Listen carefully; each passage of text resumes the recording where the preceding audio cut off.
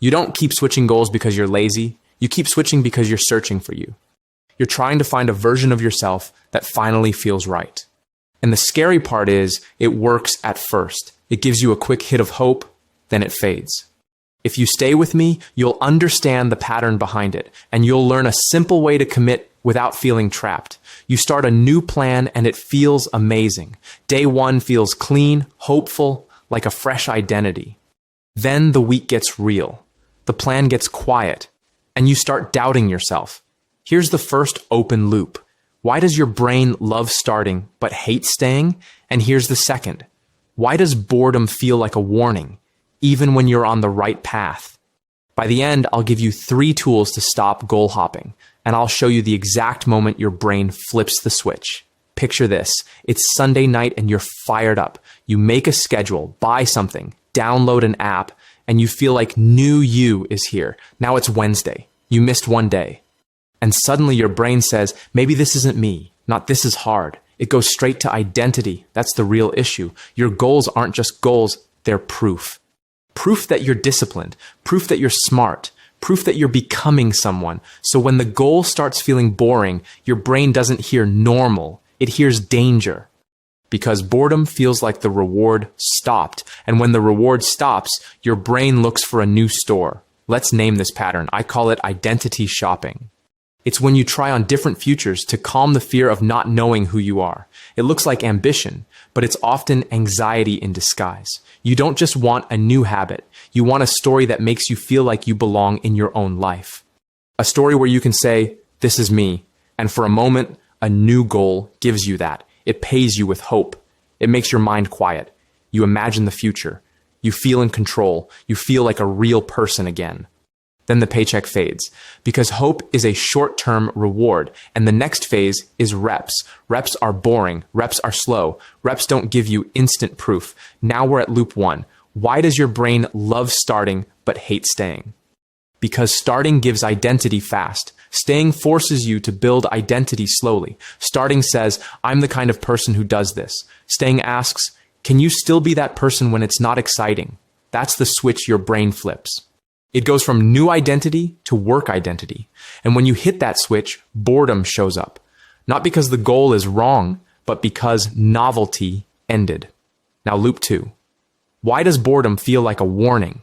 Because your brain mistakes boredom for this won't pay off. It confuses quiet progress with danger. So you start thinking, maybe I chose the wrong thing. Or maybe I'm just not consistent. But boredom is not a verdict. It's a signal.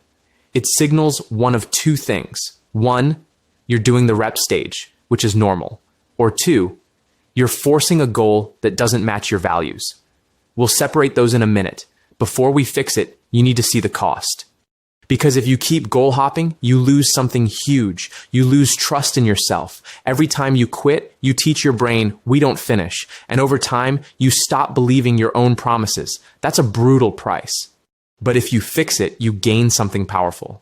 You gain a stable core identity. So goals can change without you falling apart. Now here's a micro payoff you can use today.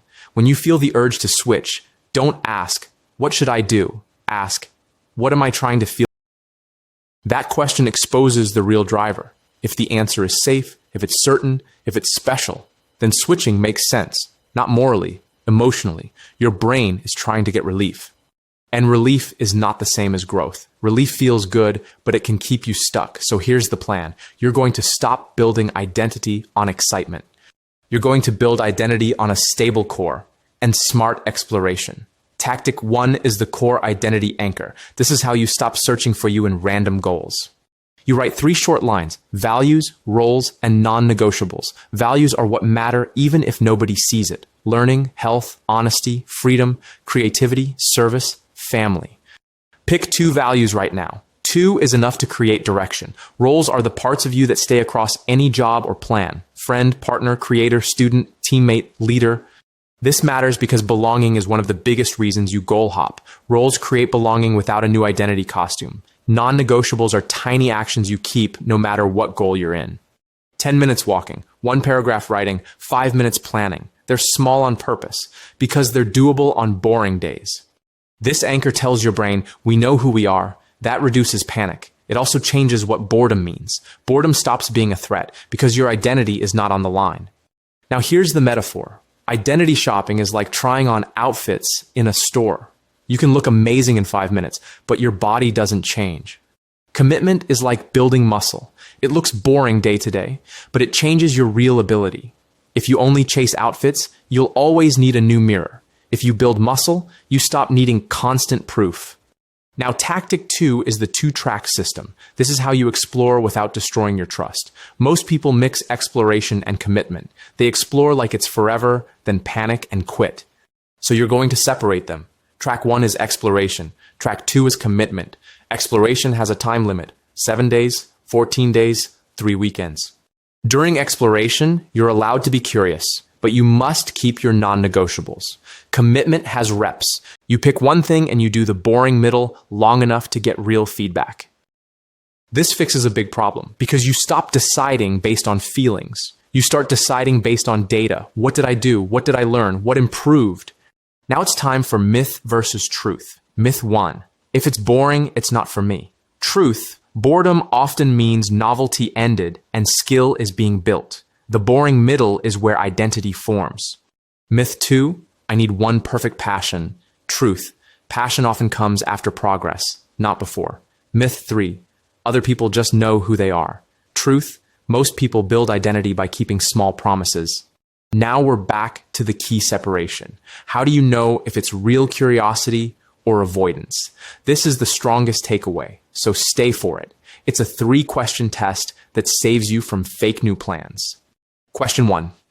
Does this new goal reduce anxiety right now? If you feel instant relief, be careful. Relief can be a sign you're escaping discomfort, not choosing growth. Question 2.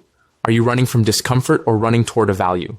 Discomfort says, I feel dumb, so I quit. Values say, this matters, so I stay. Question 3. Would you choose this if nobody could see it? If the answer is no, it might be image shopping. If the answer is yes, it deserves a fair try. That's how you respect real curiosity. Now, tactic 3 is the rule that stops impulse quitting, the 48-hour pause. When you feel the urge to switch, wait 2 days before making a decision. Urges feel like truth, but most urges are emotion spikes, and emotion spikes fade. During the 48 hours, only do your non-negotiables. No big life redesign. Then decide with a calmer brain.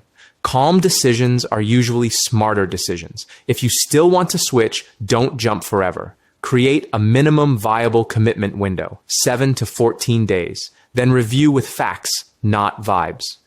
Now the disclaimer. This is education, not medical advice. But if you've been stuck in the start-stop loop, this gives you a cleaner system and a calmer mind. Let's recap. First, build your core identity anchor. Values, roles, non-negotiables.